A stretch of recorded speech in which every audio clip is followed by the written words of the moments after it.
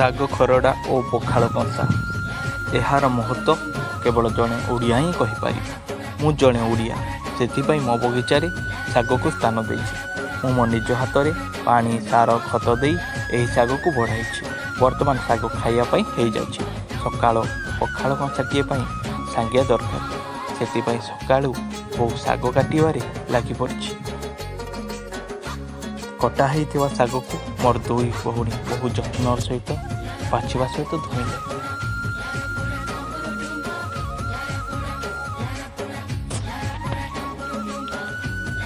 ବର୍ତ୍ତମାନ ରୋଷେଇ ଶାଳରେ ରସୁଣ, ପିଆଜ, ଲଙ୍କା ଯୋଗାଡ଼ ହୋଇଗଲା। ରସୁଣକୁ ଚୋପା ଛଡ଼େଇ ତାକୁ ଛେଚା ଯାଉଛି। ଛେଚିବା ଦ୍ୱାରା ସ୍ୱାଦ ଟିକେ ଅଧିକ ଆସିଥାଏ। ବର୍ତ୍ତମାନ ଗ୍ୟାସ୍ ଲଗାଗଲା, କଡ଼େଇ ଗରମ ହେଲା ପରେ ସୋରିଷ ତେଲ ଢଳା ଯାଉଛି। ସୋରିଷ ପକାଇବା, ତାପରେ ଛେଚା ହେଇଥିବା ରସୁଣ, ଲଙ୍କା ଏବଂ ପିଆଜକୁ ପକାଇବା। ପରେ ଲାଲ ହେଇଗଲା ପରେ କଡ଼େଇରେ ଆମେ ଆସ୍ତେ ଆସ୍ତେ ଶାଗକୁ ପକାଇବା, ତାପରେ ଧୀରେ ଧୀରେ ଲଉଟାଇବା, କାରଣ ଏକାସାରି ଶାଗକୁ ପକାଇଲେ କଡ଼େଇରୁ ପୋଡ଼ି ଯାଇପାରେ।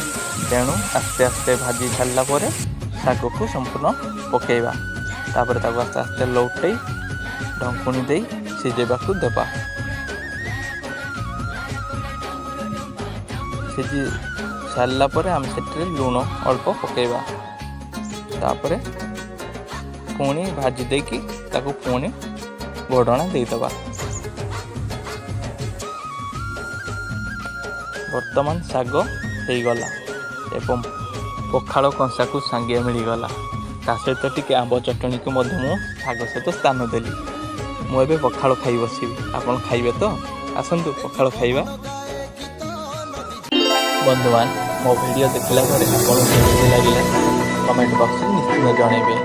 ଏ ଭିଲେଜ ବୟ ପିଲୁ ମୋ ଚ୍ୟାନେଲକୁ ଲାଇକ୍ କରିଦିଅନ୍ତୁ, ସେୟାର କରନ୍ତୁ ଏବଂ ସବସ୍କ୍ରାଇବ୍ କରିଦିଅନ୍ତୁ ଏବଂ ବେଲ୍ ଆଇକନ୍ରେ କ୍ଲିକ୍ ମଧ୍ୟ କରିଦିଅନ୍ତୁ। Thank you. ଜୟ ଜଗନ୍ନାଥ।